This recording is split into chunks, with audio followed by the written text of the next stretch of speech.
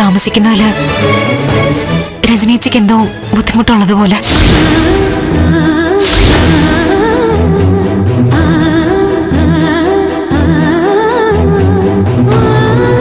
ദേവിക, നീ ആവശ്യമില്ലാത്ത കാര്യങ്ങൾ പറയല്ലേ. ദേവിക്ക് നന്ദൻ എവിടുന്ന് കിട്ടി ഇങ്ങനൊരു വിവരം? ഞങ്ങളാരും അറിയാത്തൊരു ന്യൂസ് ഊഹിച്ചുണ്ടാക്കിയതാണോ? ചോദിക്കട്ടെ, രജനി നിങ്ങളോട് പറഞ്ഞോ നമ്മളിവിടെ താമസിക്കുന്ന ഇഷ്ടമല്ലെന്ന്? നമ്മളോടല്ല പറഞ്ഞത്, ഗൗരിയോടാ. അല്ലെങ്കിൽ ചേച്ചി പറയട്ടെ പറഞ്ഞിട്ടില്ലാന്ന്. ഞാൻ പറഞ്ഞു.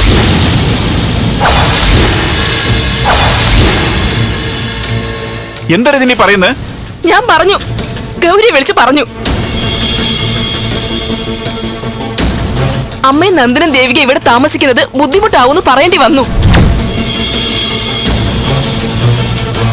ഇവരിവിടെ താമസിക്കുന്നതിൽ നിനക്ക് എങ്ങനെ ബുദ്ധിമുട്ടാവും? നിന്നോടാരാ ഇവിടെ അഭിപ്രായം ചോദിച്ചത്? എന്റെ ഭർത്താവിന്റെ കാര്യത്തിൽ എനിക്ക് അഭിപ്രായം പറഞ്ഞേ പറ്റൂ. അത് എന്റെയും കൂടി കാര്യോ? നീ എന്താ രജനി ഇങ്ങനെ വാലും തുമ്പും ഇല്ലാതെ പറയുന്നത്? എന്തെങ്കിലും ഉണ്ടെങ്കിൽ മനുഷ്യന് മനസ്സിലാവുന്ന ഭാഷയെ പറ, തുറന്ന് പറ.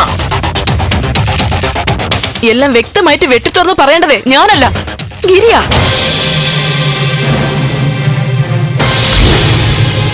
ഈ പരിക്കൊക്കെ എങ്ങനെയുണ്ടായത്? യഥാർത്ഥത്തിൽ പരിക്കുണ്ടായത് എങ്ങനെയാ? യഥാർത്ഥത്തിൽ വണ്ടി മറിഞ്ഞ് പരിക്ക് പറ്റി അല്ല, ഗിരിയെ ആരൊക്കെയോ ചേർന്ന് ആക്രമിച്ചതാ. അല്ലെങ്കിൽ ഗിരി അത് പറയട്ടെ. ഗിരീഷേട്ടാ, ചേച്ചി പറയുന്നത് സത്യമാണോ? എന്താ ഗിരീഷേ കേൾക്കുന്നേ?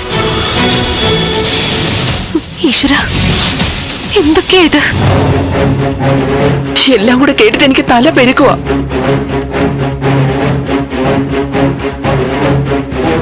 ഗിരീഷ്, രജനി പറഞ്ഞ സത്യമാണോ? സത്യമാണോ മാഡം?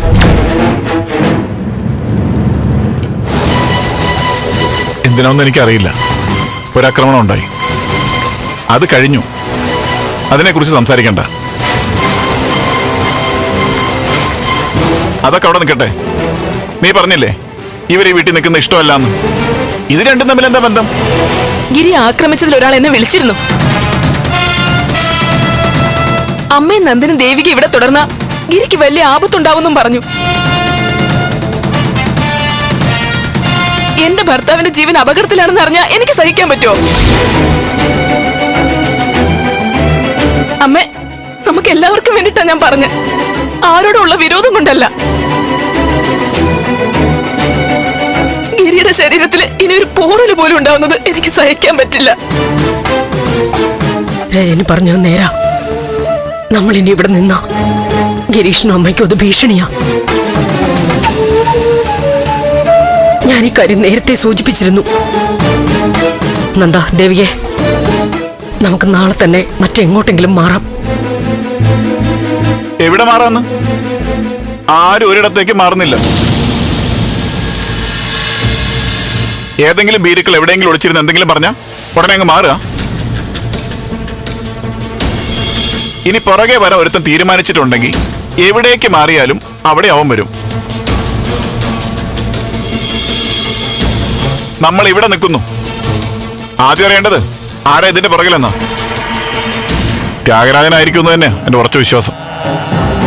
സംശയിക്കാനില്ല, അവൻ തന്നെയാ. എന്നാലും അത് ഉറപ്പുവരുത്തണ്ടേ നന്ദു, അത് ത്യാഗരാജനാണെന്ന്. രജനി, നിന്റെ ഫോണൊന്ന് തന്നെ, ആ നമ്പർ ഒന്ന് കാണിച്ചേ.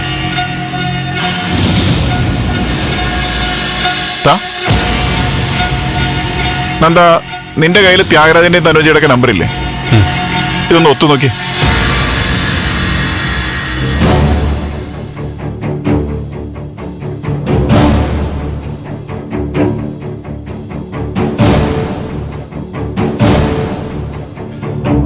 ത്യാഗരാജൻ. ആ, ത്യാഗരാജന്റെ നമ്പർ തന്നെ ഇത്.